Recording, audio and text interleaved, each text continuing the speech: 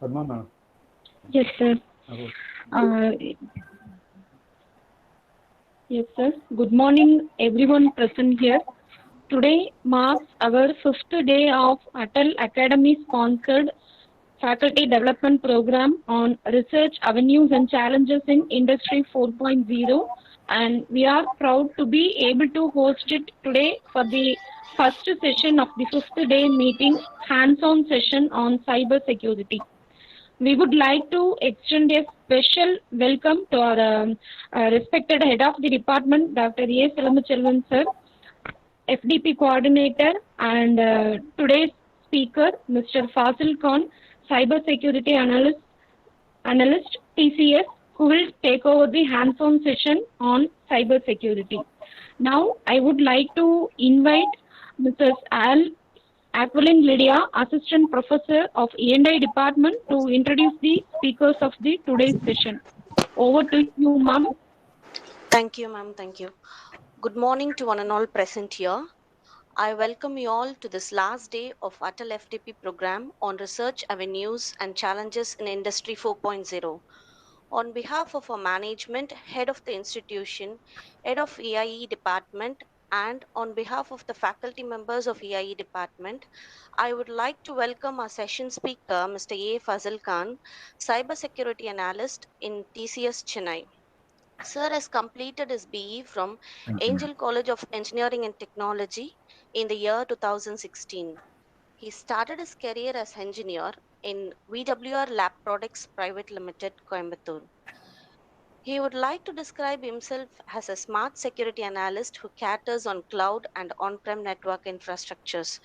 Currently, his job responsibilities includes cybersecurity management, monitoring and analysis, network and host telemetry, and exploring full packet capture application visibility and control, Wireshark and WA for network security, traffic engineering, and network planning also includes digital forensics and incidents response. We are glad that you are here today with us for this session, sir. With this introduction, I request Mr. A. Fazil Khan to start over the session. Welcome you, sir. Thank you so much for that wonderful introduction, ma'am. So, yeah, I'm really happy that everybody has joined, and thank you for joining the session, guys. Let me quickly share my screen, and we'll get going with the session.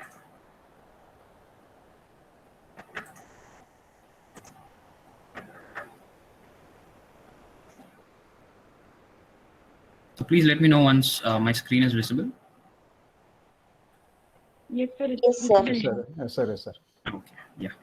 So just a small theory part that we are going to see, which is about 6 slides.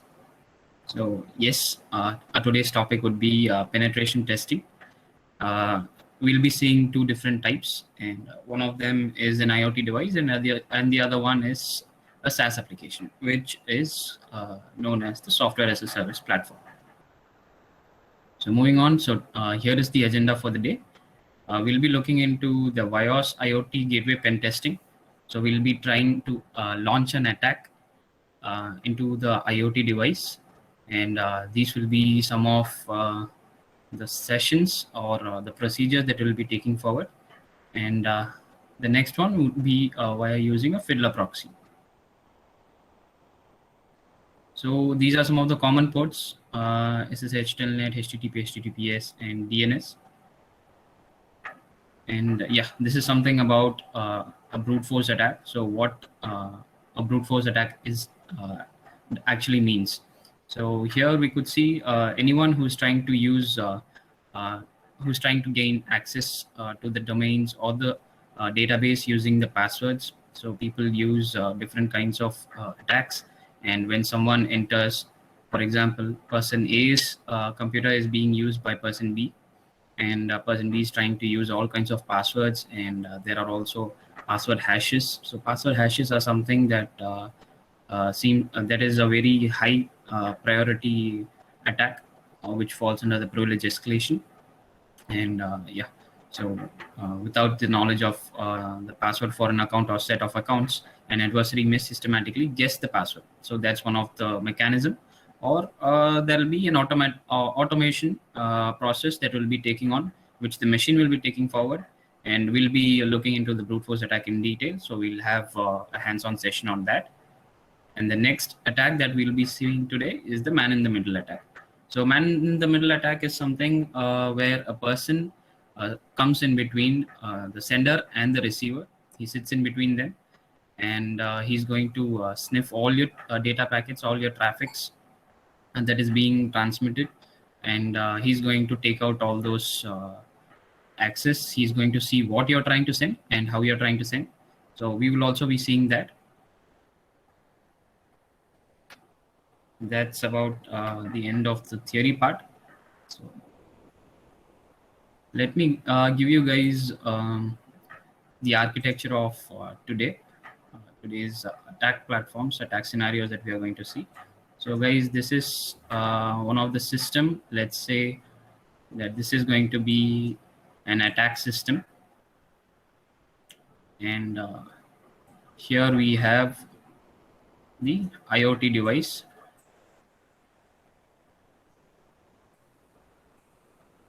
So pardon me for my drawings. It's just that I was not able to create theory for this as well. So just thought of having this explained. And yeah. So this is going to be our attack machine, Kali Linux.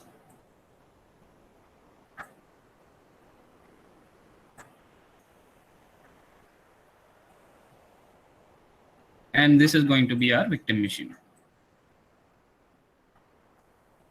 where we'll be using Wyos.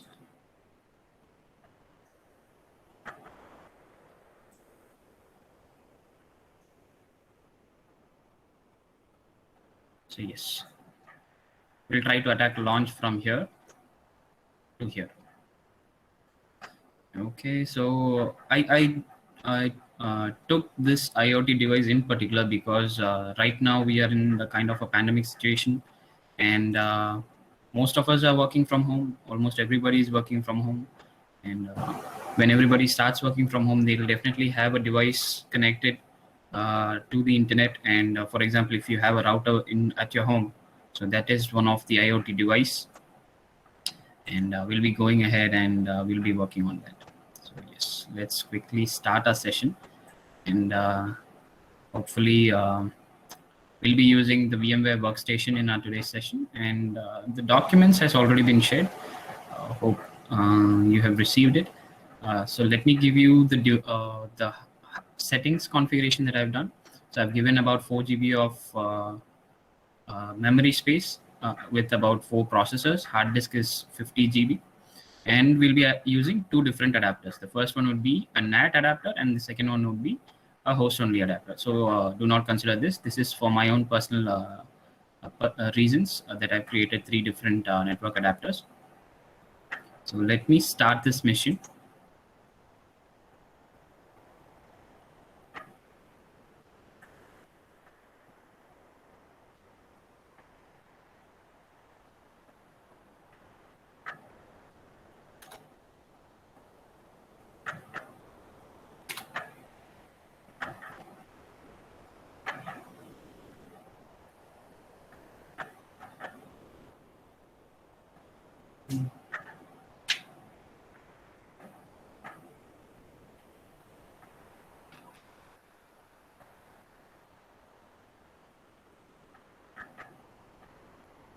The complete guide for launching or having this imported to the VMware has already been shared. So hope everybody has received it. Even if not, they can have this work when you guys get enough time.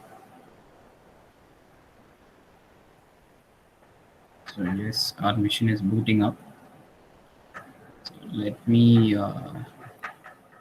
show you guys how we can import the Wyos. So this will be your first screen that you'll be seeing. So you won't be having anything over here. So you can go ahead and create a new virtual machine.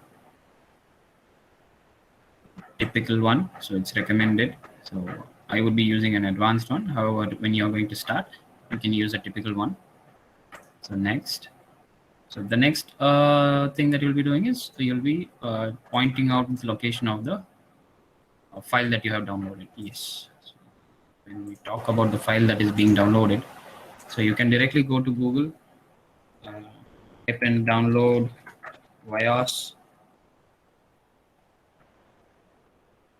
You'll be seeing this first thing right on your screen, which is Wyos 1.1.8 ISO that we'll be using.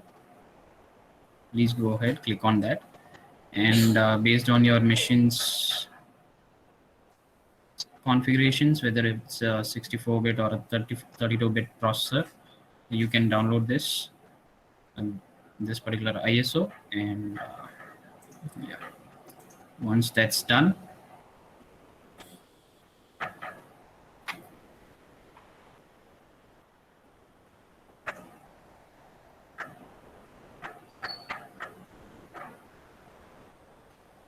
so go ahead, open it.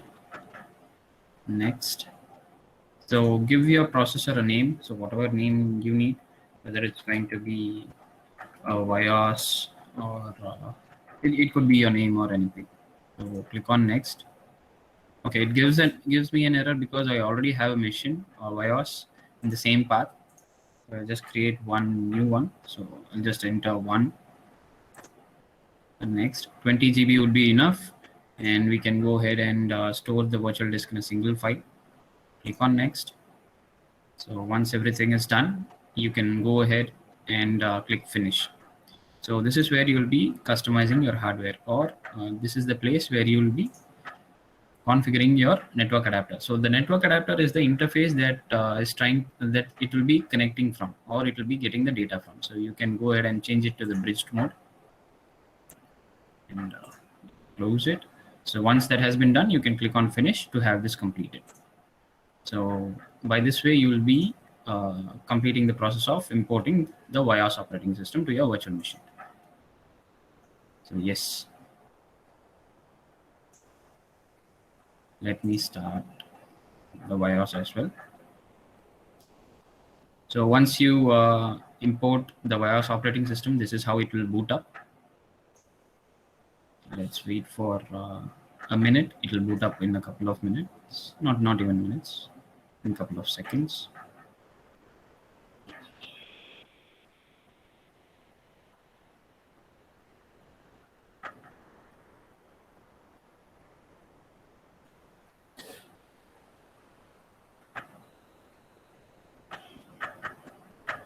Okay, so when we are starting, initially the Wyos login would be Wyos, and the password would be Wyos again.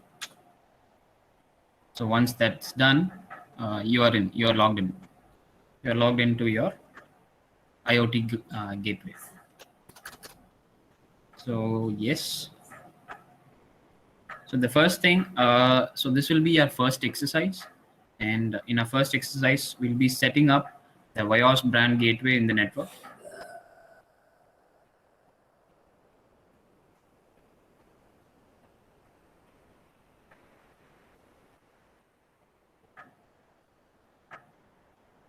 So yeah, we have already done that. And okay, exit is not required. The next thing that we'll be doing is setting up the login credentials of the Wyos.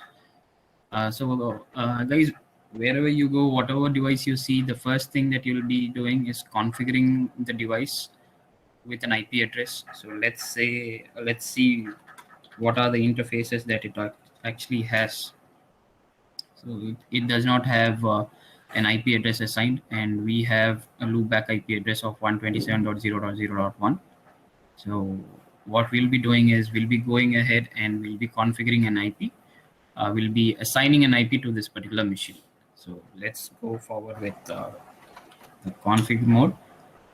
So we need to, before configuring, we need to enter into the configuration mode.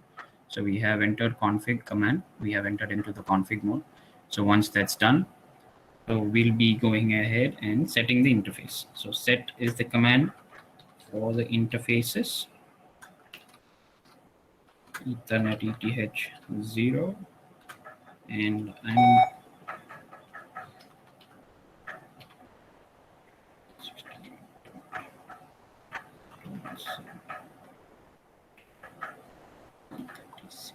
139/24. And before you assign an IP, one thing that you need to make sure is what's your you need to align this with your attack machine's IP addresses.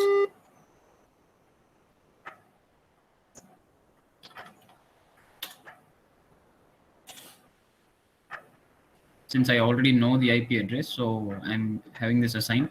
And when you guys are out in the open, you need to check, you need to work on some things, and yeah, that's how you'll be doing your analysis part, and then you'll be launching an attack. Yes, here we are.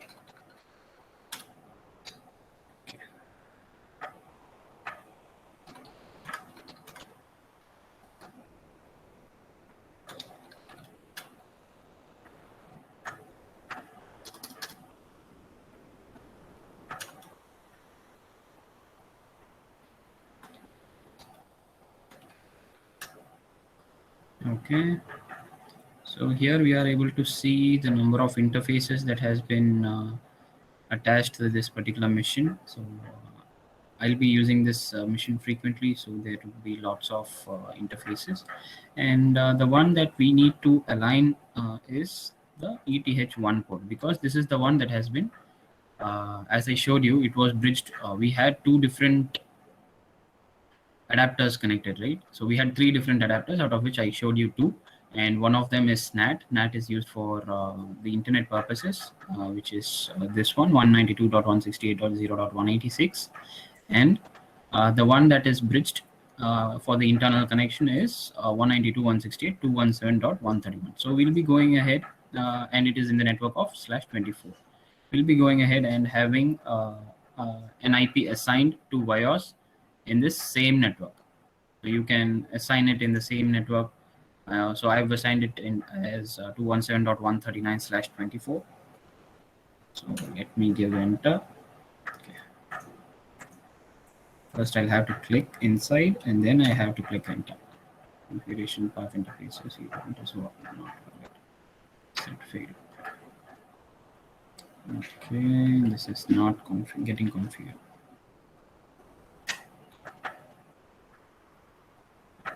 It's 131.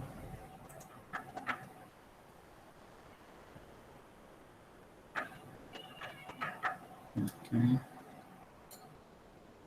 There's a command that I have missed.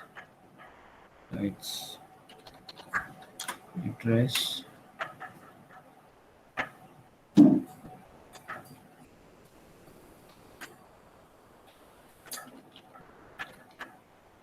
interfaces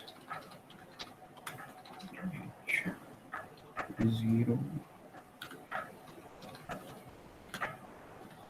168.7.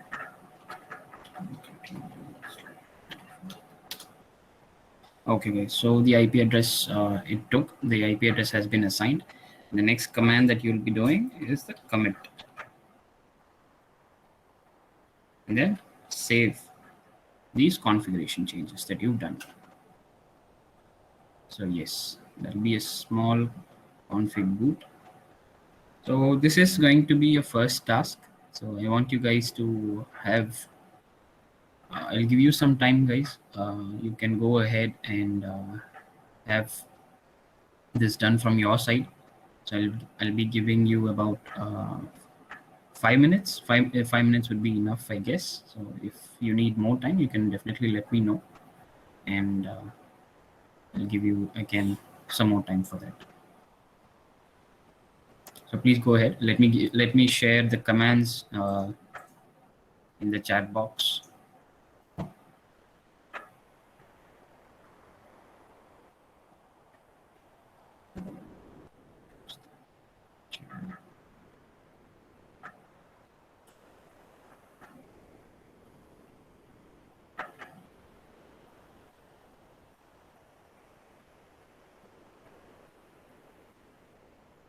Anybody knows where the chat box is? Okay, here it is. Yeah.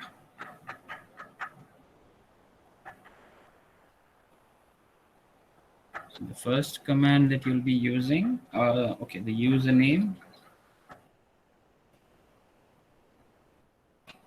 for Wyos would be Wyos. Password would be again Wyos. So once you're done with that,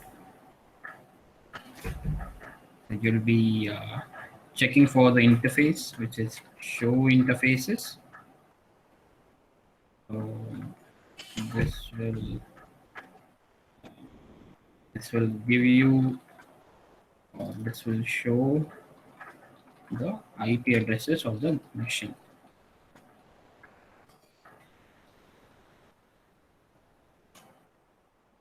Then once you're done, you'll be assigning an IP to that machine. Right? Set interfaces, Ethernet ETH0, and the IP address or IP that you have aligned with your attack machine / the network. It might be 24, it might be /8, it might be as per your changes. And before that, you need to enter into the config mode.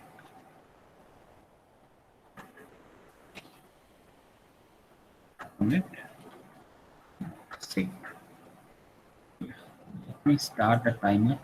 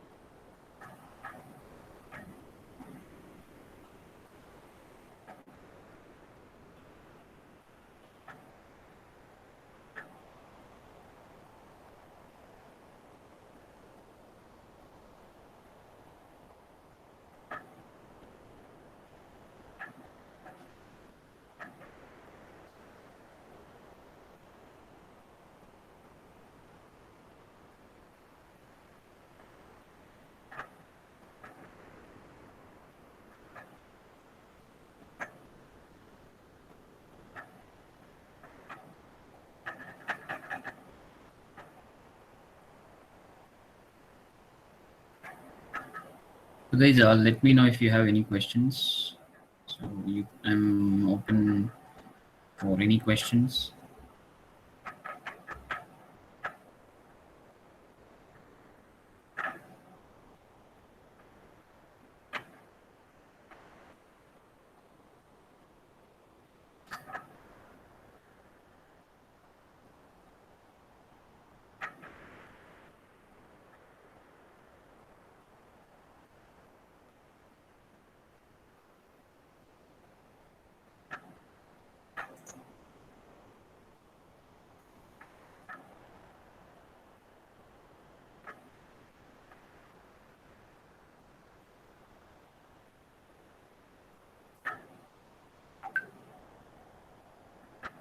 Kartika ma'am, any questions?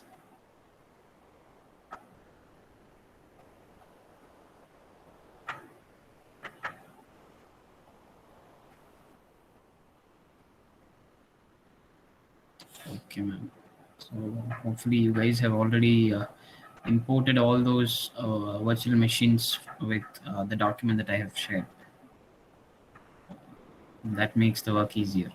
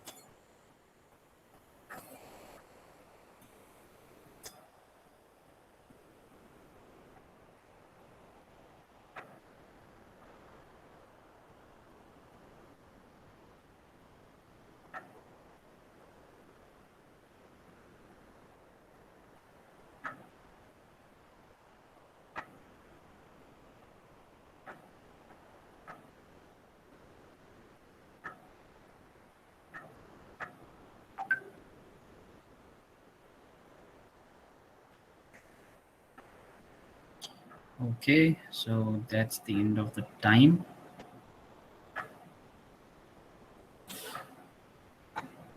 Anybody needs additional time? So, okay. Okay, so hopefully everybody has done that. So let's move on. And guys, here is the interesting part. So that we'll be seeing. So we will be trying to launch an attack, a live attack. So we are going to launch a live attack from the Kali Linux machine to this Wyos operating system. So before that, let's check for some details. Let's see if the IP that we have assigned, yes, it has been assigned successfully, and we are able to see the show interfaces. And the other thing is we need to check the connectivity between these two machines. So we know that the IP address of this machine is 192.168.217.131. So let's check the connectivity. So ping is the universal tool for checking the connectivity. Wherever you go, ping is the first tool that you'll be coming across. And 168.217.131. So yes, we have a successful connection. So yes. And guys, you have seen some of the common ports that we have that we saw on the slides, right? So we saw SSH, Telnet, HTTP, HTTPS, and stuff. So here we are going to launch a brute force attack for the service SSH. So what we need to do first is we'll be going ahead and configuring the SSH service. So the command for configuring SSH service is set SSH service. Okay.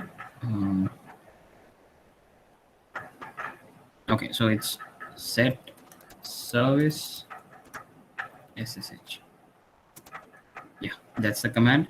And additionally, we can go ahead and set another service, which is telnet. This is for remote configuration, remote lookups, and stuffs. So once we are done, we can go ahead and commit as usual and save the configuration file. So yes, this has been configured successfully. Now, one thing that we need to do here is we need to check the attack machine, whether the attack machine, let me just clear it off. Once we have a connection from there, obviously we'll have a connection. So I'm just showing this for additional purposes. Yeah. The ping connectivity is successful.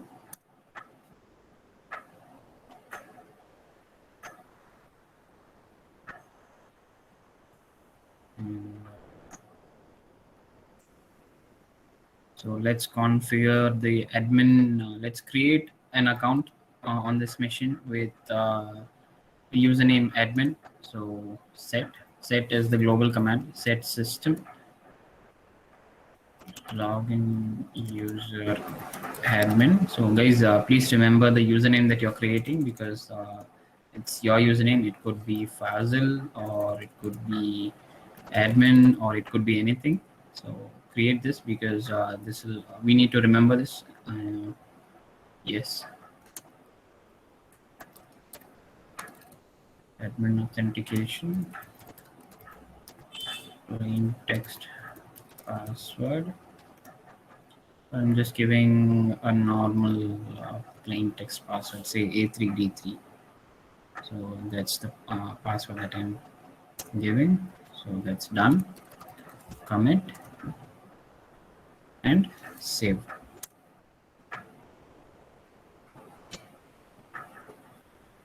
So the configurations are complete. Now we are going to take complete access of the gateway. So come back to your Kali Linux machine. So enter the sudo, the super user mode, enter your password.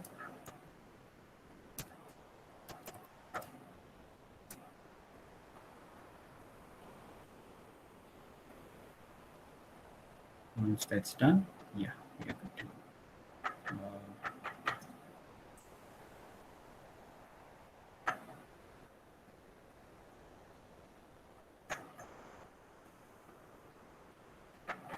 Okay guys, so let's start launching an attack. So first of all, before launching an attack, we need the victim machine that is here.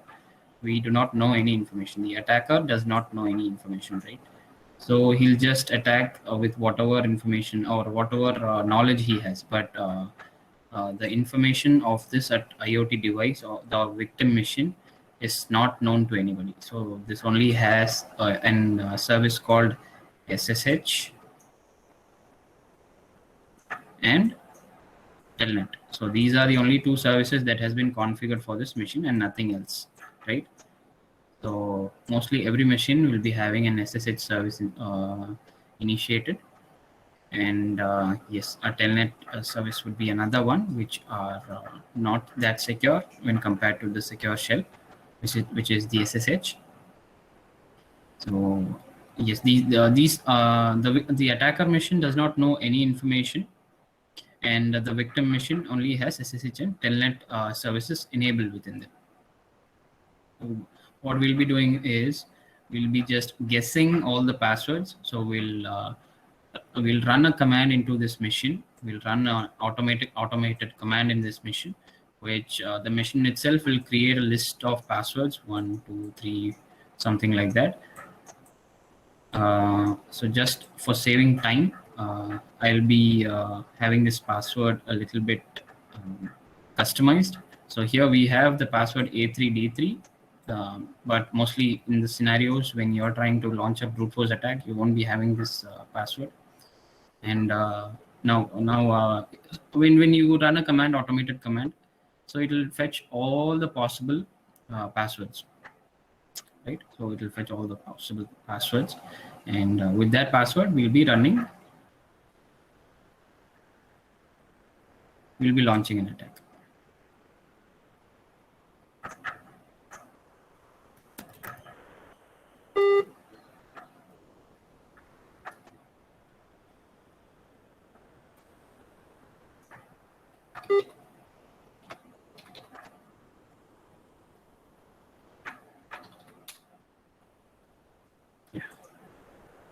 Being said that, this is the machine that I need. Yeah.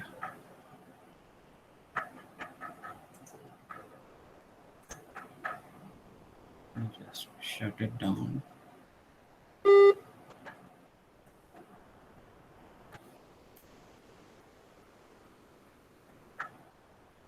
launch the terminal, check the connectivity.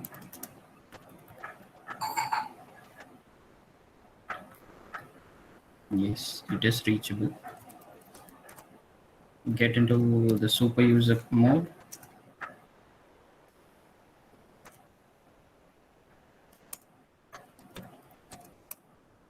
Yeah, that's done. So let's start the attack. The command that we'll be using is crunch. So let's give a value of 3 to 4, and we'll just have a random password. So AD23, since we already know that it comes under A3D3, so I asked you guys to remember the password. So which is A3D3 over there, and the attack machine doesn't know, right? So what we'll be doing here, we'll be just randomly guessing. So we'll ask our machine to start guessing from three digits, from 3 characters to 4 characters, and the password should be between this. So when you come in the outside world, so this can go from 0, and this can go to a maximum of 1 million. So it's based on the machine's capacity. So if a brute force needs to be launched at any cost, they can launch an attack, and that's how we'll be doing. So let's give the directory where we need to save the file. Desktop slash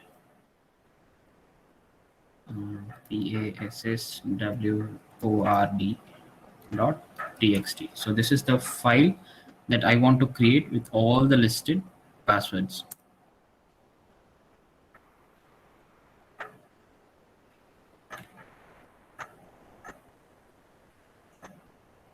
So guys, this password.txt file was not available before, but we can see this now, right?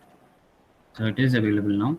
So what we'll be doing is we can go ahead and we can check what has actually happened. So the Kali Linux machine, it has generated all the possible values, all the possible characters, right from AAA to all the way to 3333.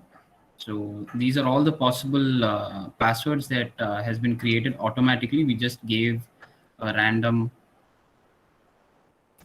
command, and it has taken, or it has downloaded all the possible values, that is somewhere in between AD23.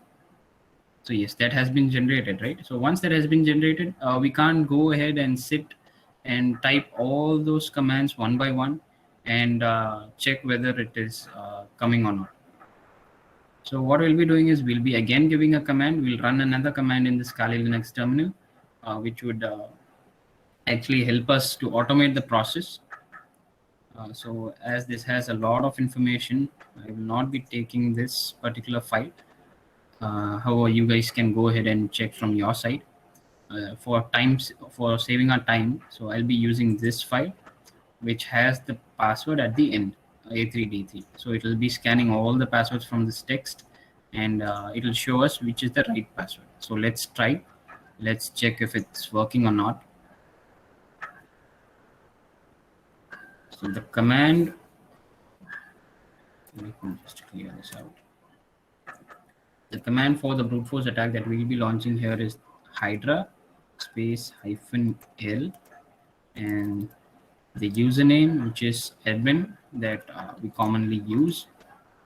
Next is the directory, home / your directories, your computer's name, whatever name that you have assigned, for example, Fazil or Wyos or whatever, for example, in the Kali Linux machine, the attack machine's name, and the desktop /passwd.txt, and the victim machine's IP address 168.217.159. So guys, you already have the victim machine's IP address. So this is going to be a little bit difficult because there is again a lot of process involved for scanning the IP addresses of a victim machine. So we need to choose who is going to be our victim, and we need to do another set of processes. So I'm not taking you guys through that because it will take again a lot of time. And that's another interesting topic. So yes, so let's launch the attack for the SSH service. So here we are. Target successfully completed, and we have found the actual password. The username is admin and the password is A3D3 with the host name and the service that has been compromised. So that's one type of an attack. Let's also look into another attack where we'll be able to see each and every line, how it is scanning and how it is fetching us all those informations. So we'll be using another tool, Medusa, space -h, space 192.168.217.139. Space -u, admin is the username, -p, then comes your directories, desktop /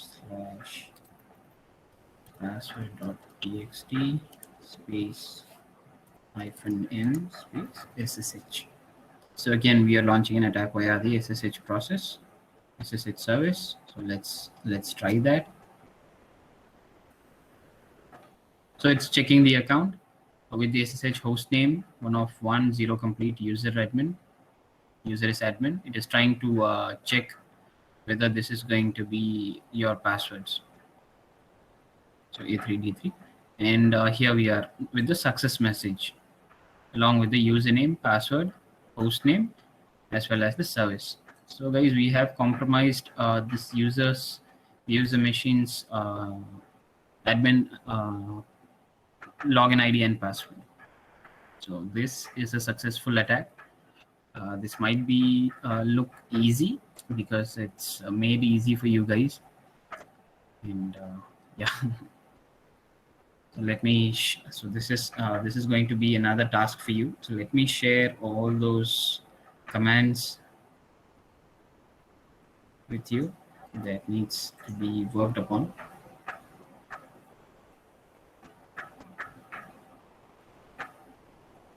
So first thing that we did was we went to Wyos. We checked the connectivity with the command show interfaces. This will give you the list of interfaces that has been configured over there. And once that's done, you need to ping for the connectivity check. So ping your attack machine's IP address. So once you ping your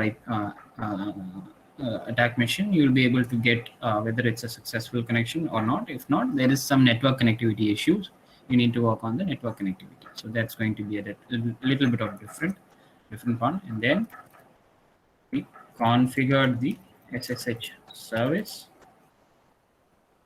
using commands set service SSH, and another one was set service telnet, right? And then you need to commit and save the changes. So before everything, you need to get into the configuration mode. Enter configuration mode with command config.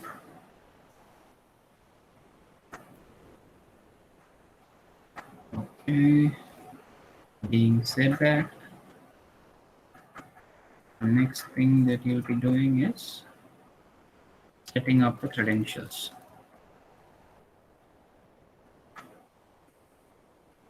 So the command would be set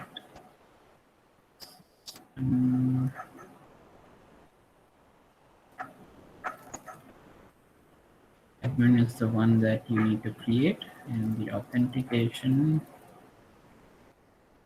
method would be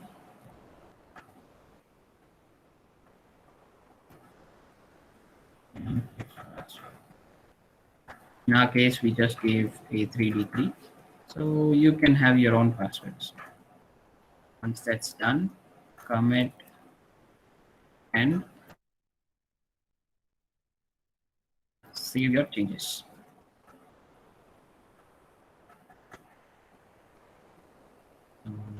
Yes, the Wyos part is over, and then we'll have to come back to our Kali Linux machine.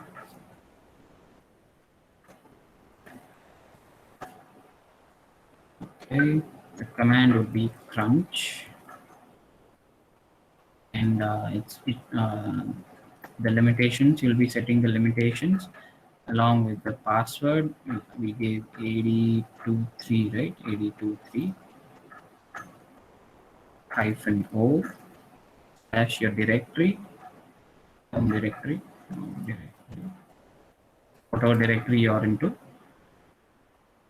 / the file name that you have created, that you want to create. For example, it could be 123.txt or whatever file name that you want to give. So you can use that, and once that is done, your leaf pad or your document with all the possible values for the password that you have given will come into play. And once that's done, you will initiate the attack command for the brute force method. So it's going to be hydra space -l space admin -p / home directory, whatever directory you're having, / your file name that has your password, and the service that you're trying to access, SSH. That's one method. The other method would be using Medusa. Space -h space the IP address. I'm so sorry, guys. You need to enter your IP address over here before the SSH command. It's IP address. And then comes your SSH service. And then we come to your Medusa command, and then here we have the IP address space -u admin p / your home directory / your file name, wherever the file that you have saved, -m.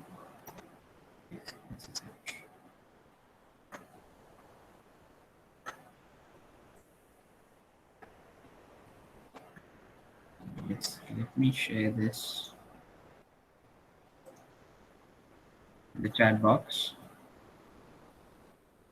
So I'll give you guys another 10 minutes. 10 minutes should be 10 minutes should be enough, I guess. Okay, I'll give you guys another 15 minutes of time. 15 minutes.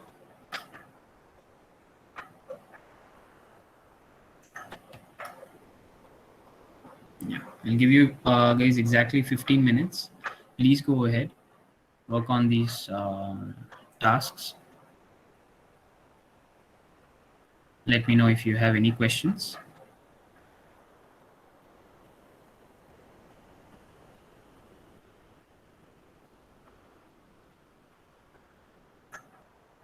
So guys, after this, we'll be launching another type of an attack, which is man-in-the-middle attack. So for that, we'll be needing Fiddler proxy. Yes, so Fiddler proxy is the one that will be, that's the requirement.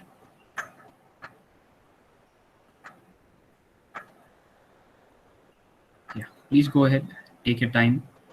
And if you have any questions, please do let Sorry for asking this question. No problem, sir. Please go ahead. Please. But here, while just joining the complete power failure my location. Oh, okay. So I connected in the mobile phone, but due to that failure 5 to 10 minutes, I missed in the initial guidance instructions, sir. Okay. Very beginning. So that's why I'm not able to follow. Oh, is it? Okay. Okay, sir. Very beginning, 5 to 10 minutes, I missed.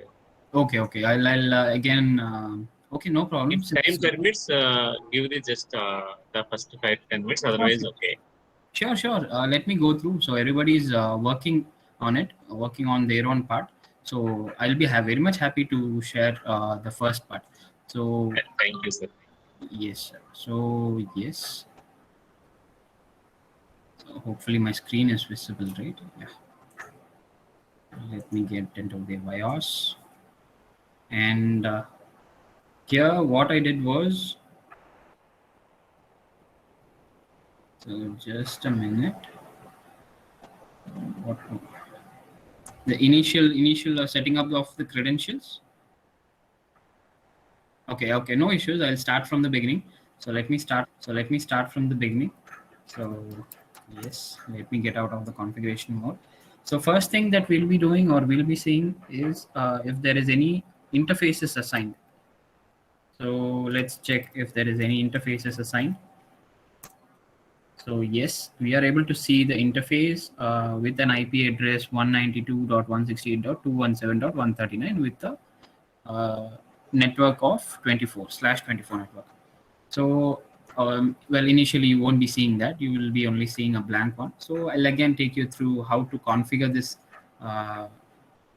IP address and how we are going to look at it. I mean, how we are going to have the credentials set up. So first we'll be setting the interface. So the command is set interface. Set interfaces if you have multiple interfaces that you want to create. So guys, this can act as your router if you need a virtual router to be built. So you can go ahead and install Wyos operating system and you can use this as a router. This is an actual router in a virtual format. Okay. So the command is set interfaces Ethernet ETH0 and the address. Sorry, address that you're going to assign is 192.168.217.139 with the /24 network. So this IP address that I'm assigning, this cannot be simply any IP address. This needs to be in coordination with your Kali Linux or the attack machine's IP address. So you'll be doing some scans before. So that's how we get access to your IP addresses. So there will be multiple scans done before this process. Since we know that, since we already have the attack machine live in front of us.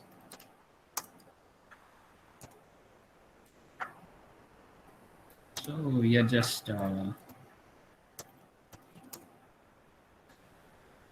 show IP address command.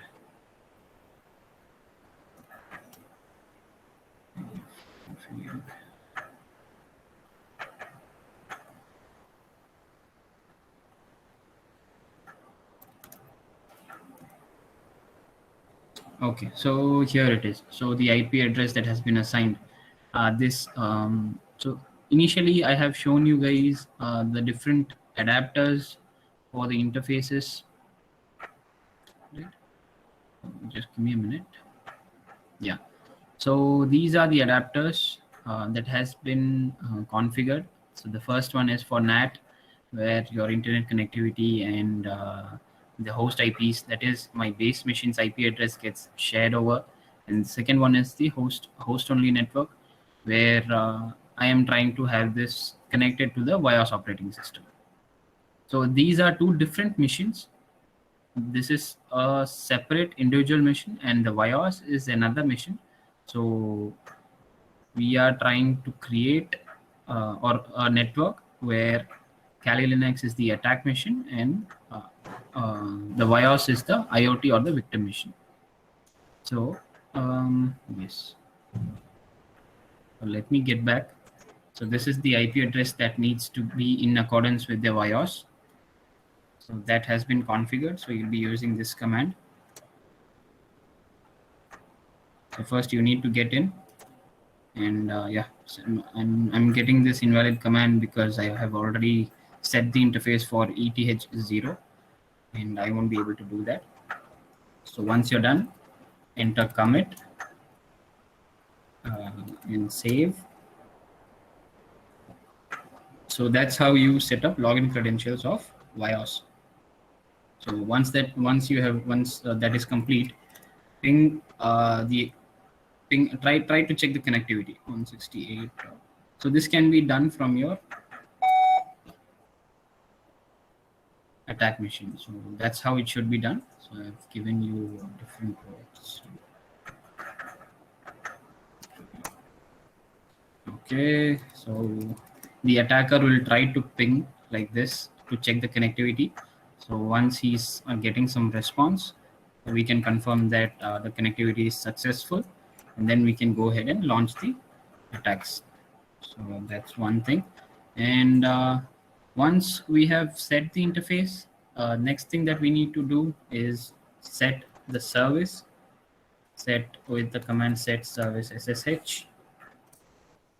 So yeah, it won't come for me because I've already done that. And another service that you can set is the telnet service. Set service telnet. Yes. So once you enter all those commands, just commit and save. However, I'm going to get invalid command error. I don't want to do that. And once you're in, you won't be able to see the cursor outside, right? So that's a small tip. Just press Control plus Alt. And when you go ahead and only click on it, you'll be able to enter all those details. Whatever you're typing in, only then you'll be able to get that. And if you want to come out, just press Control plus Alt. Just in case if you guys get stuck. And so that has been done. Next is we'll be going ahead, and again we have to go to Wyos, and we'll be setting up the pen test services in the router. So that will be the command set. Set is the universal command for setting the configurations. System login user admin. So admin could be anything. It could be your name, it could be Fazil, it could be admin, whatever admin logins you have, you need to enter that. The account you're trying to create an admin account here. Admin authentication.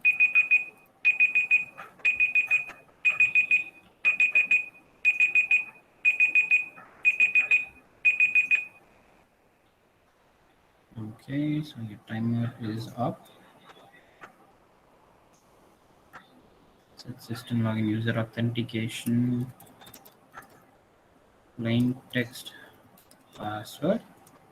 It could be any password. So I've given A3D3, and that's why I ask you guys to remember this password. Okay, once that's done, once you're done, once you give enter, the next thing that you'll be doing is commit and save. So that's the end of the router configuration. That is the Wyos configuration. The next thing that you'll be doing is you'll be going into your Kali Linux machine, and then you'll be directly launching the attack using the command Hydra.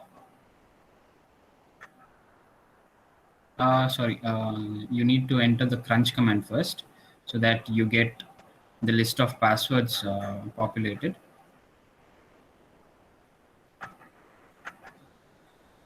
Okay. So the command is going to be crunch. You'll be setting the value, that is the limit, and then a normal password, a password where you want to start. This need not be necessary that AD23 should be the one that needs to be started. Since we already know that A3D3 is the password, we are giving a random password over here. And then -o is the command, and this will be your home directory where you want your file name to be created.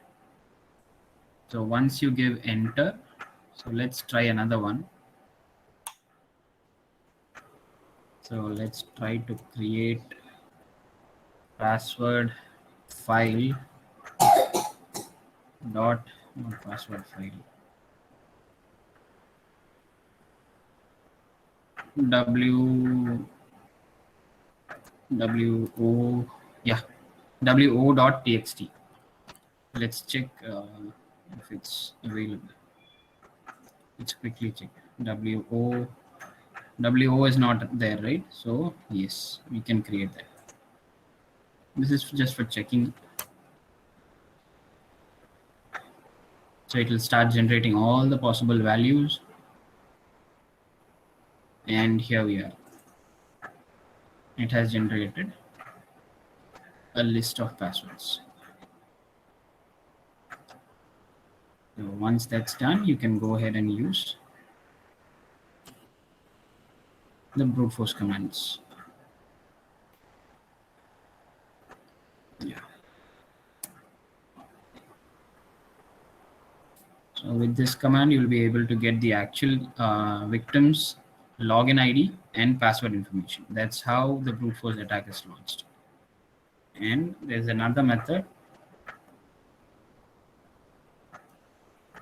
with the Medusa application. So it will check all those passwords one by one. So for example, if you have about 1000 lines in this pointed out file, so it will check all those 1000 lines and it will give you the password with the success message along with the service that has been compromised, the host name, the user ID, and the password.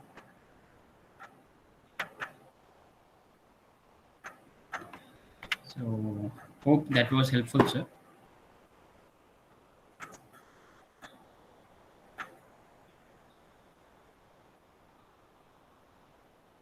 Sir, can you hear me? Yes, sir. Yes, sir. Thank you. Thank you very much, sir. Yeah, thank you. So guys, we are done with the brute force attack and we have taken enough time for that. So let's conclude the brute force now. And we will directly, so since that's done, so that's a successful brute force attack. I do not recommend this to do this. So please, this is all on your own things. So please do not say that I have advised you guys to do a brute force attack. Please do not try that. So it's one of a privilege escalation. So this is for your learning purposes.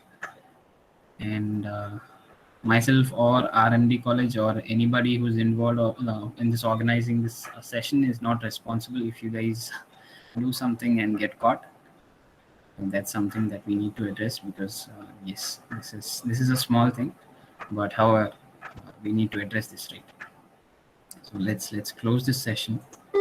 So we are done with our Kali Linux system. So brute force is done. We have compromised the system's credentials, and yeah. So let me exit. Yes.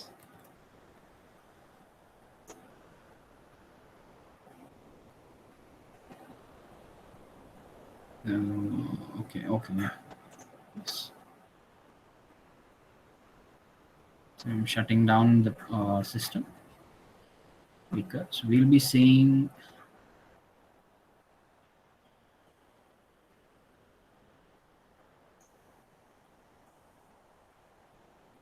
Fiddler proxy now. So we are going to see man in the middle attack. So let's say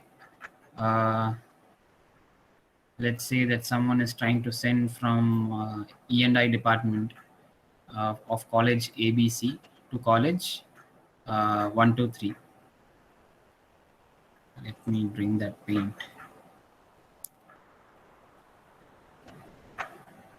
So yeah, so we have a college here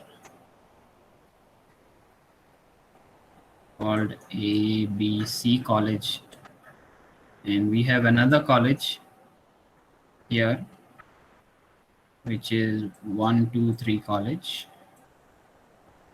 So they are exchanging some informations which might be confidential, which is restricted, which might be which is not public, or which doesn't needs to be shared with anybody else, but only to 123 college. So what we'll be doing is we'll be coming here in between. We'll sit exactly in between these two parties, and we'll sniff the traffic. We'll get the information what they are trying to send. So we'll launch an attack, and we'll be decrypting, and we'll be seeing what that information actually is. So we'll be seeing some information. If they are sending some college related information, payment related informations, or whatever information it is, we'll be sitting and we'll be seeing all those informations now. So let's quickly start. So I just have another virtual machine. So I work on, so these are all my lab sessions where I have some attack machines. These are some vulnerable machines, and yeah. So Windows 10 is the operating system. So you need not launch, or you need not import Windows 10 operating system into VM, because your machine will already be Windows 10. So you can go ahead and directly download Fiddler proxy. Go download Fiddler. Just enter download Fiddler into your Google. It will take you to telerik.com. So yeah, you guys might have already downloaded it, but still I want to give you a heads up. So you can go ahead and choose one of these processes, whether you're going to do any website development, debugging, or security testing. We are going to do security testing, or if you're going to do any malware analysis or something. So we are going to do security testing. So choose that. Choose your enter your email, choose the country, accept it, download for Windows. Once that's done, you see a 6 MB of file getting downloaded on your system. So that's enough. Yeah, our Windows machine is up.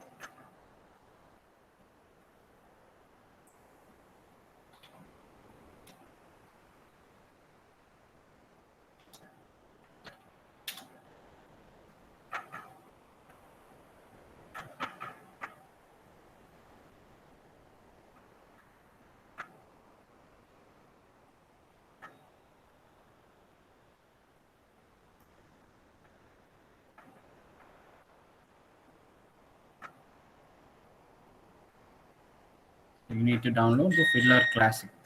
So there are lots of Fiddlers available over there. Fiddler Everywhere, Fiddler Jam, Core, Cap. So we are going to use Fiddler Classic.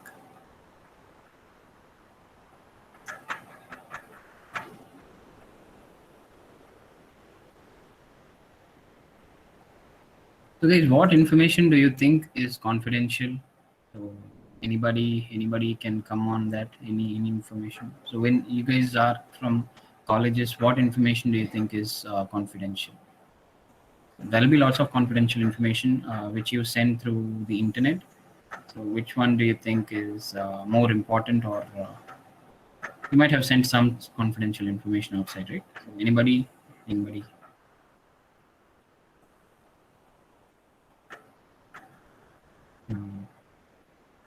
Any information, because if you give that information, I'll be entering it, and we can see that information.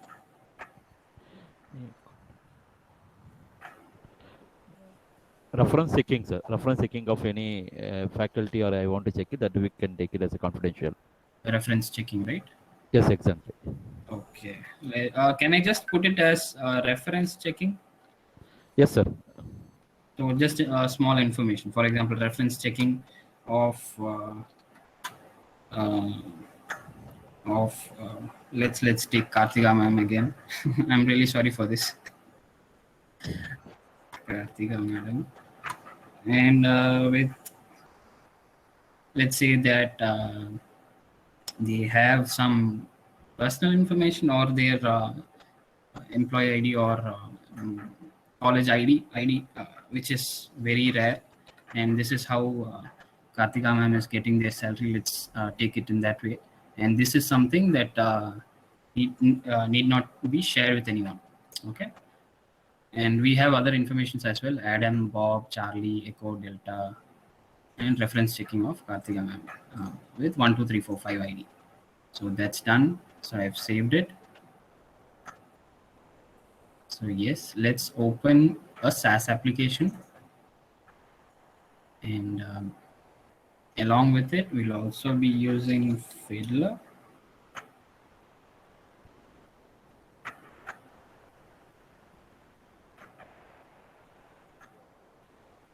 Fiddler, let me open Fiddler.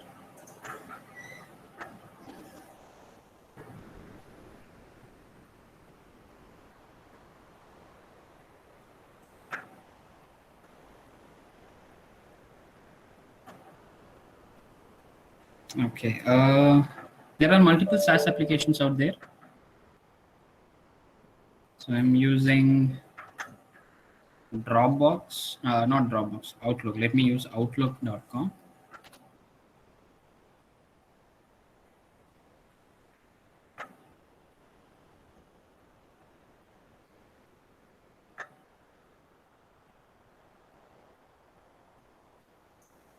Let me remove everything.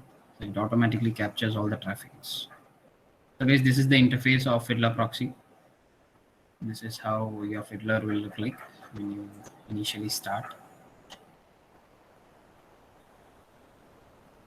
Let me sign in.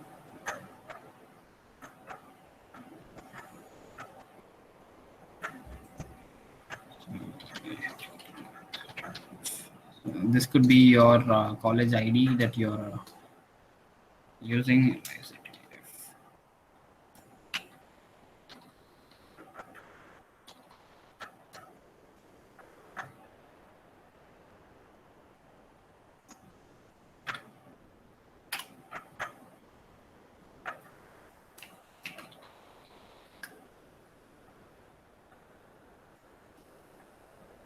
Okay, so here we are, right?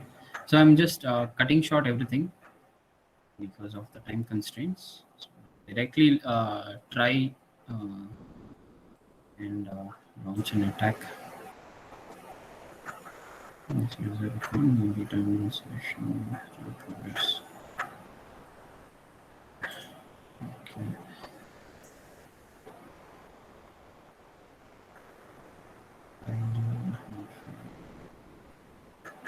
Tools, yes.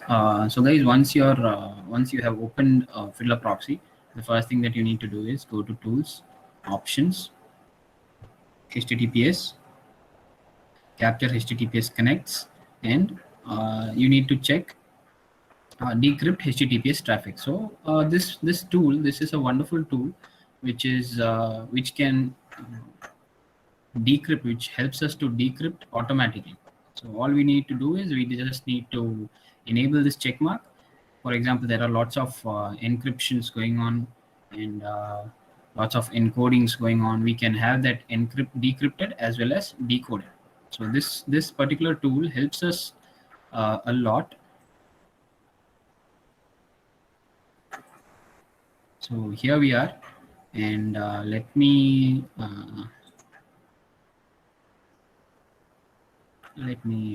go to the new message.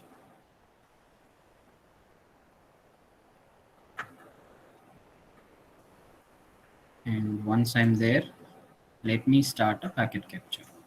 So I'll be sniffing this traffic. So this is going to be working as your proxy. You can have this located in the middle. So this is where you will have this located. You will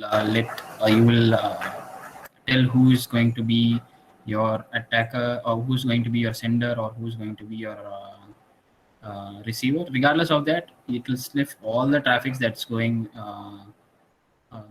here and there. Let's say ABC is sending some information, they are also sending some information. All these information can be sniffed in between.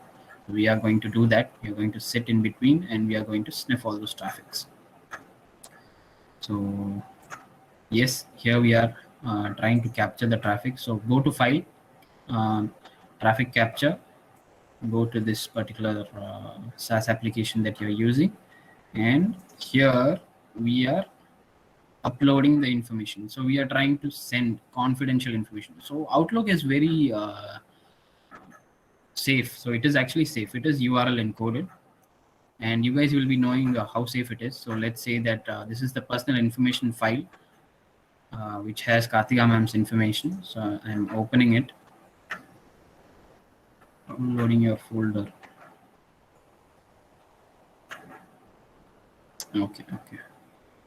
I think I gave the incorrect option. So instead of browse this computer, I give let me stop and let me start again. So guys, I'll be starting a full packet capture. So I'm just just for the session purposes, I'm not capturing fully because I'll be doing a lot of analysis. I won't be doing that now. Yeah, let me come back, start that capture. So we'll get back to this SaaS application. So it's located in my computer, not on the OneDrive. So yes, here it is. Personal information, open. So that has been uploaded, right? So you can go ahead and you can send to 123.com. You can send to whoever person you want to. And let's say that you are sending. So, and that has been sent. And I have captured the traffic sitting in between.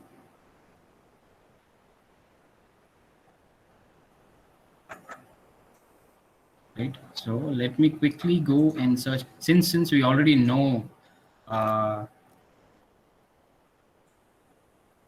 the file name, I'm trying to search with the file name.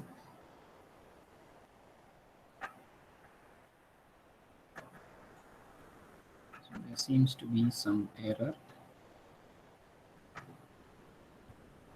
404 error. Okay.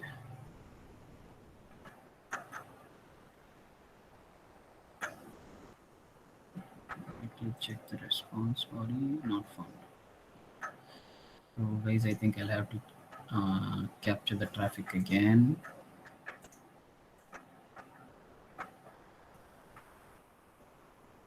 So yes, here we are.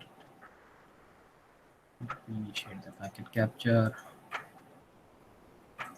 Get back. Where's this computer?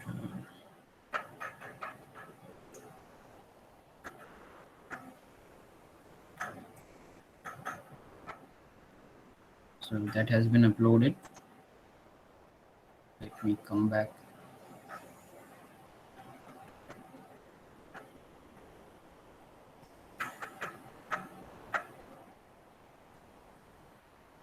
Stop the packet capture, find.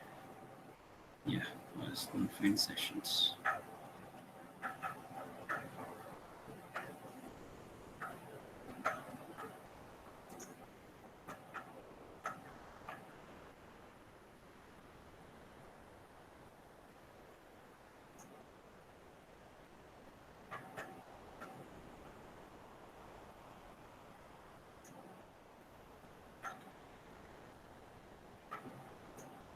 So guys, what I did was I just captured the traffic. So as you guys were seeing, I was sniffing in between these two source and destination. Let's say the source is you yourself, and let's say that you're trying to send it. Since this is on the same machine, I have captured the traffic. When you're sending it over the network, you need to fix the hop, and you'll be sniffing with the traffic from there.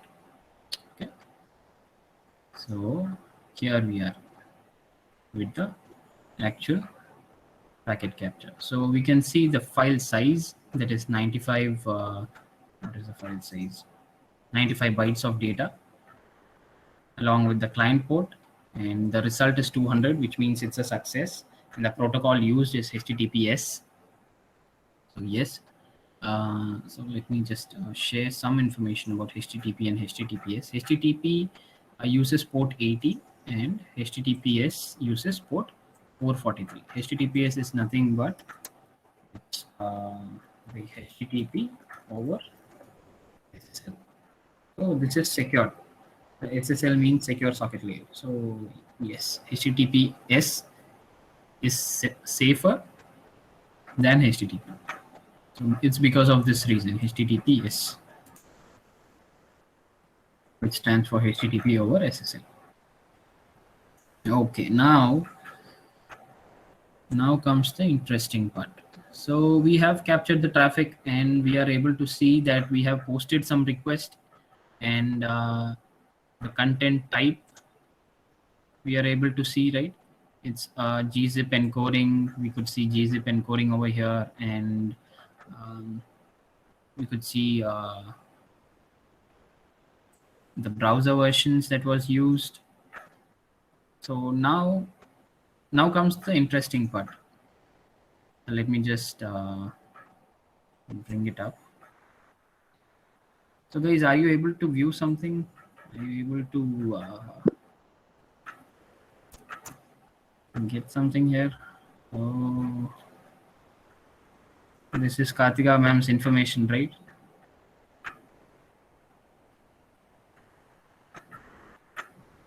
Kartika ma'am has a credit card number with a password 12345. Whatever you are sending, I'll be able to sit and sniff, and I'll be able to get the exact data.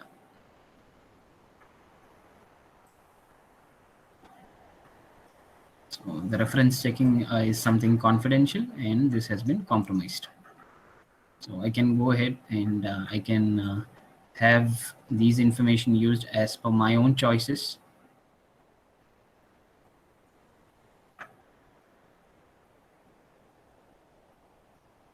Guys, any questions? Anything? You should be asking me some questions. Any questions?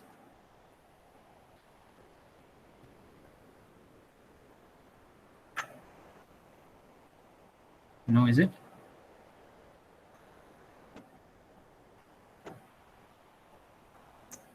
So we are able to decrypt the data. So if you use anything, so this is not possible with any other files.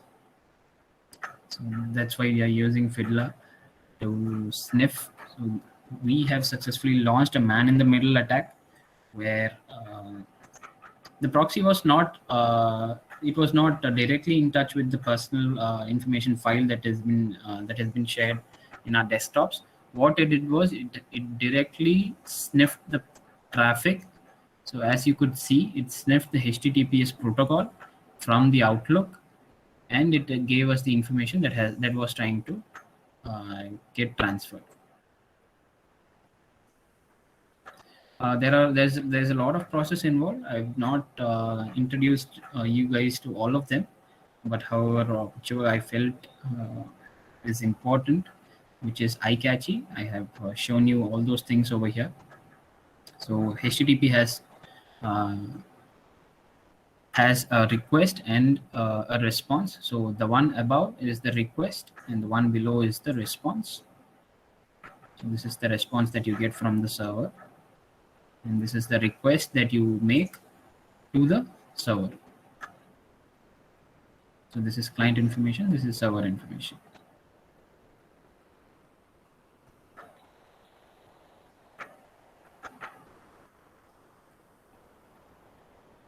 So we can see the X views. You can go ahead, yeah, and here.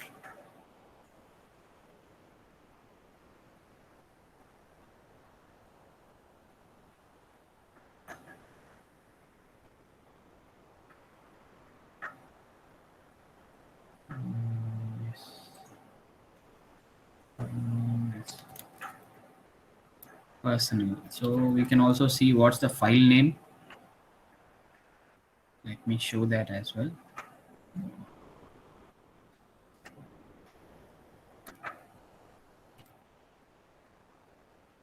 So guys, this is how the URL encoding works. You could see %22 in between every spaces that you have. So this is the file name. And the file attachment you could see as well. So here is your file name, which is personal information, personal.information, personal space information.txt. So this is your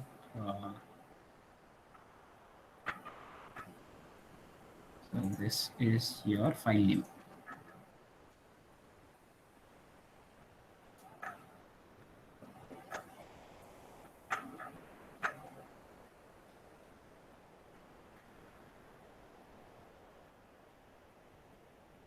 Where is the file name? Okay, so we can see the type. So personal information properties. Right. So we have the file name, so it's exactly matching the same whatever details that we have mentioned. So we are able to decrypt, we are able to sniff, and we are able to decrypt that data. So there's a lot of process involved, such as encryption, encoding, and stuff. So I'm just not taking you guys through that.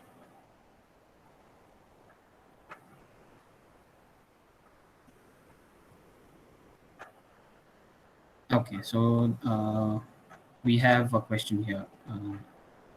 In attack active and passive, which one is more vulnerable? Vulnerable in the sense active and passive. So there are lots of attacks, and I would say it's based on the vulnerability that we have. So for example, um, we tried brute forcing attack, right? So we tried brute force attack.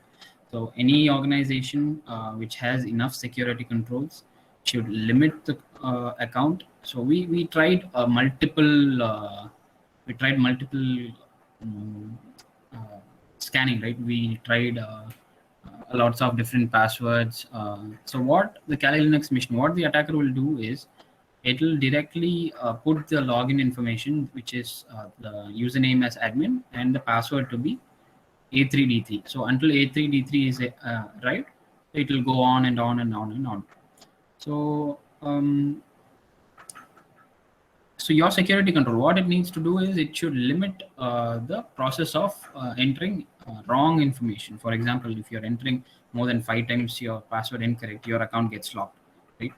So that's one of the security controls. That's a basic security control. And the other method for mitigating this process is uh, to have a strong password, which involves a capital letter, small letter, and other things. I hope you know that. You might be aware of that. Yes. So your question was which is more vulnerable. So it's based on the mission. It's not based on the attack. So active and passive. However, you're going to launch an active attack or a passive attack, you're going to get the system compromised. It's based on the system's vulnerability. For example, if it does not have enough security controls, that's one of the vulnerabilities. If it does not have an HTTP, if it does not have enough security controls, definitely that's a vulnerable machine, and we can go ahead and launch an attack. So active and passive, it's equally important.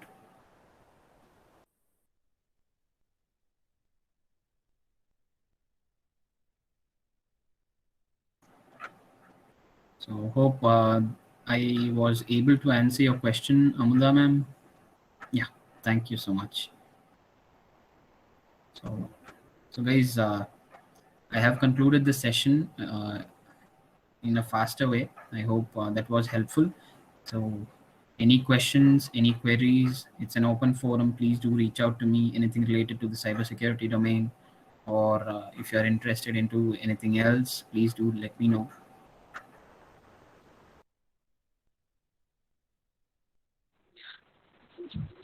Participants, if you have any queries, please post it in a chat box.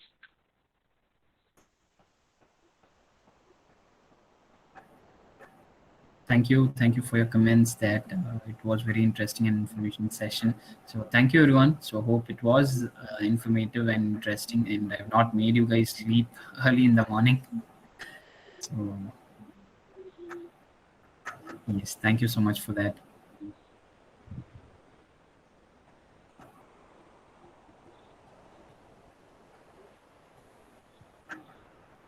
So guys, we still have a lot of time, about 20 minutes left.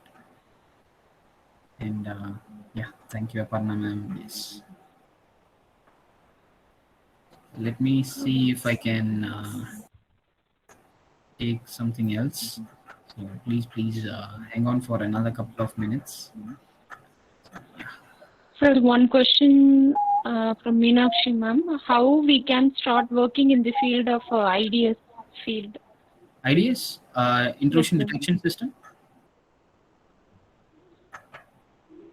IDS, right? Yes, sir. IDS stands for intrusion detection system. So yes, that's a wonderful question. So so what IDS actually does is so anyway we can start anybody can start working on the cybersecurity domain. It's not limited to anybody.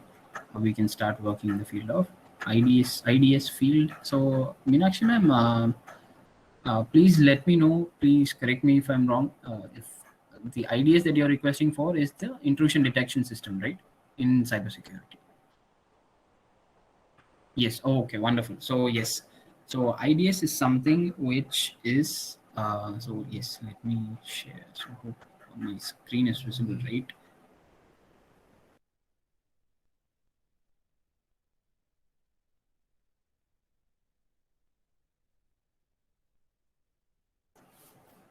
Yeah. Yeah. Just a minute. Just a minute. Just a minute. So yes. So when we talk about IDS, so it's the intrusion detection system. Always see IPS coming along with it, IPS/IDS. So IPS stands for intrusion prevention system. So when we talk about IDS or IPS, it's based out of the engine, detection engine. So what's the detection engine? So we can see when we look into this particular tool or technology, we first thing that we need to see is how this particular tool detects something. So if it's based on the signature, or if it's going to be a behavior, we need to check how the this particular system is trying to detect. For example, let's say that you have a traffic, you have traffic, any traffic, let's say HTTPS,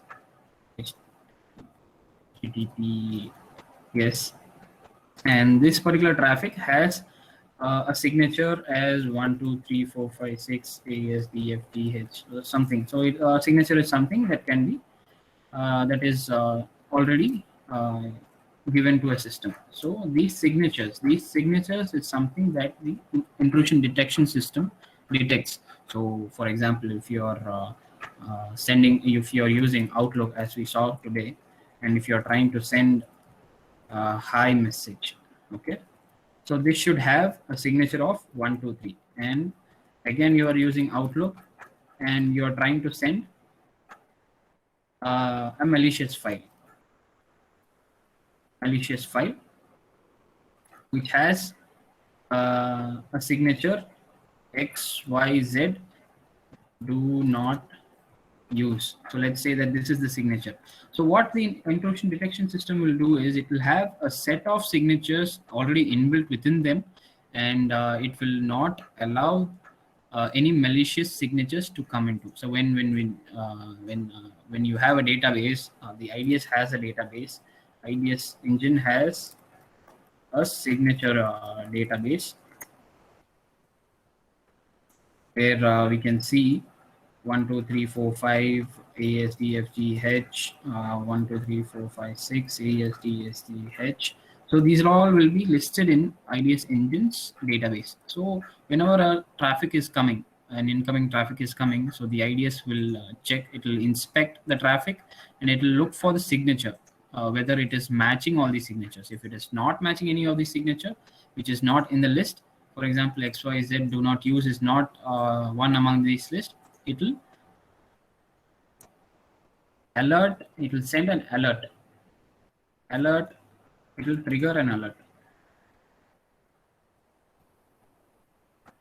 So it will trigger an alert. So that's what an IDS would do, whereas an IPS will be able to prevent the malicious files.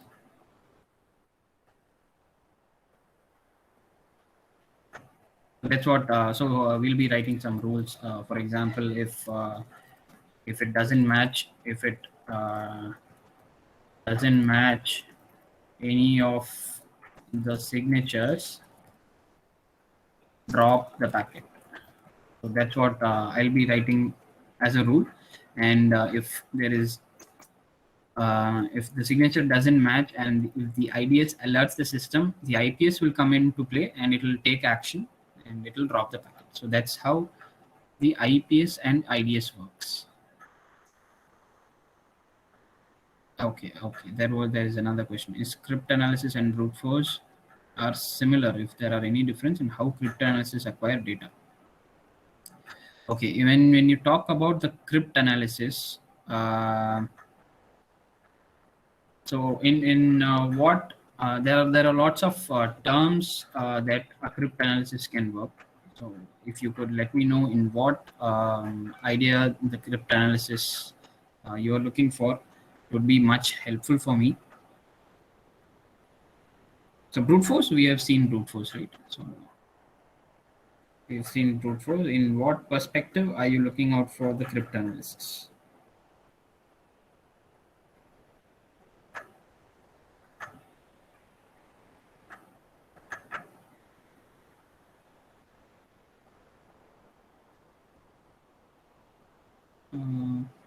So however, it's going to be a breach, right?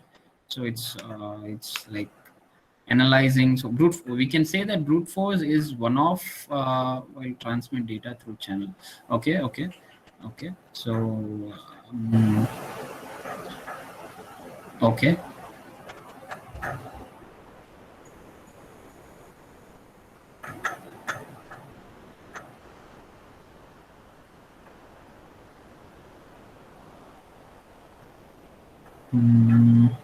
So brute force analysis. So okay. So when you're trying to brute force, it's related to the authentication part. And cryptanalysis is a process where just a minute.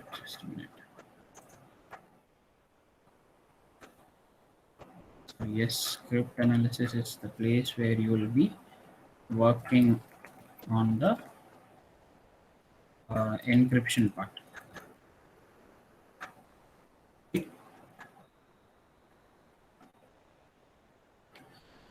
So yes, here is how it comes into play. So when you are using brute force, so you'll be just entering some random passwords. So there is nothing like, for example, when you're trying to access a database, access your system.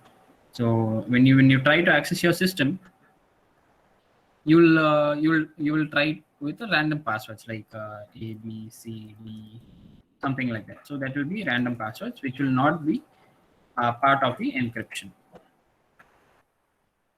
So when does crypt analysis come into play, or when does this encryption part comes into play for the brute force attack, is when you're using a multi-factor authentication.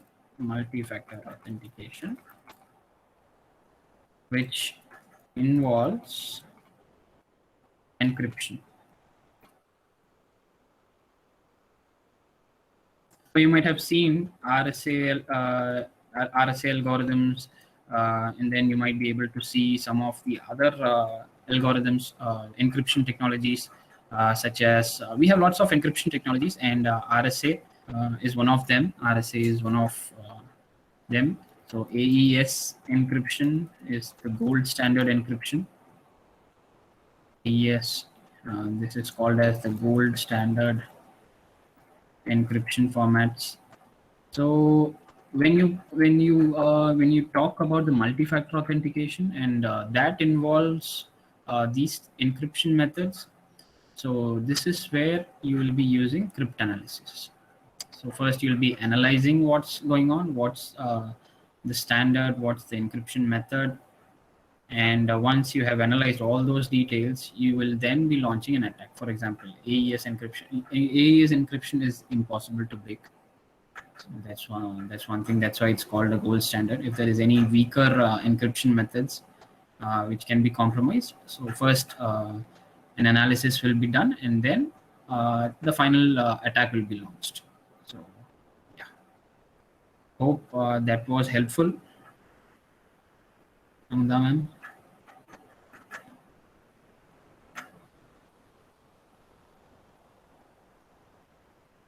Thank you, ma'am. Any other questions? So, since you asked about a malicious file, can you suggest how to prevent from cyber attack? Yeah, cyber attack. First thing is everybody needs to be aware of what a cyber attack is. So it's and everybody's awareness, user awareness is the first thing that you should be aware of. For example, anybody could be hacked. It's not that everybody's.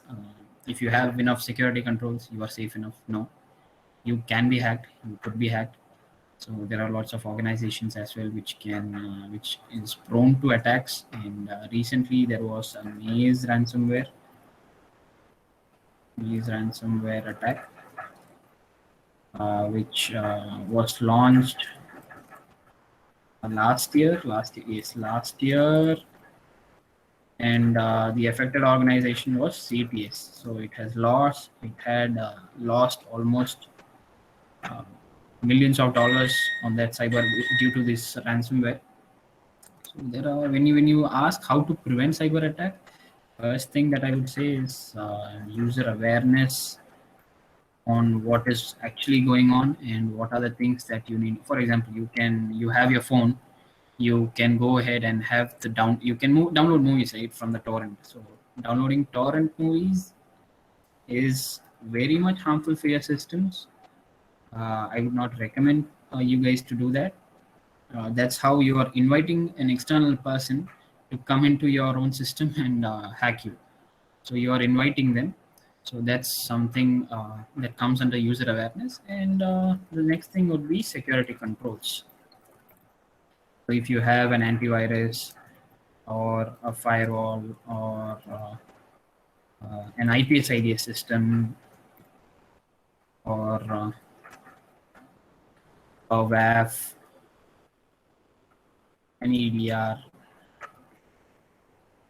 so it goes on. The security control goes on and on and on. So there are lots of security controls. So these are secondary, but the first thing comes is the user awareness, what you can do and what you need not do when it comes to the cyber attack. So yes, cyber attack is a very big thing. And yeah, that's just a small introduction to preventing cyber attacks. I would say everybody should be aware of their own personal devices that they use.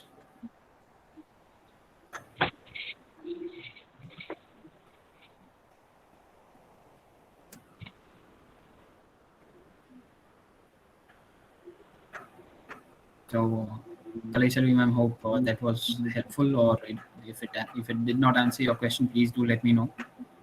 Thank you, sir. Thank you for your kind words.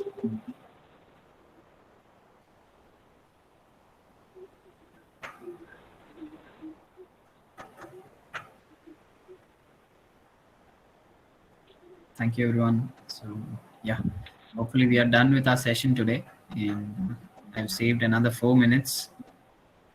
Yes, sir. Thank you, sir. And let's have a formal conclusion here, sir. And I would like to invite Mr. M. Aravindan, Assistant Professor of E&I Department, to propose the vote of thanks. Welcome, sir. Thank you, ma'am. A warm and cherished morning to one and all present here for this FDP program. It's my privilege to propose a vote of thanks on this occasion. On behalf of our R.M.D. AE department and on my own behalf, I convey my sincere thanks to our today's resource person, Mr. Fazil Khan, Cybersecurity Analyst at TCS Chennai, for delivering a very much useful hands-on training session on network security issues in IoT. This session is really a very informative session, sir. Thank you for enriching us today morning with your knowledge and presence among your busy schedule. And also, we also appreciate and thank all the participants for attending this session. Once again, I thank you everyone for being with us in this pleasant morning. Thank you one and all. Thank you, ma'am. Thank you so much, sir, and thank you so much, everyone, for all your wonderful and kind words. Thank you, sir. Thank you, sir. Thank you, sir. Thank you. Take care, everyone. Thank you, sir.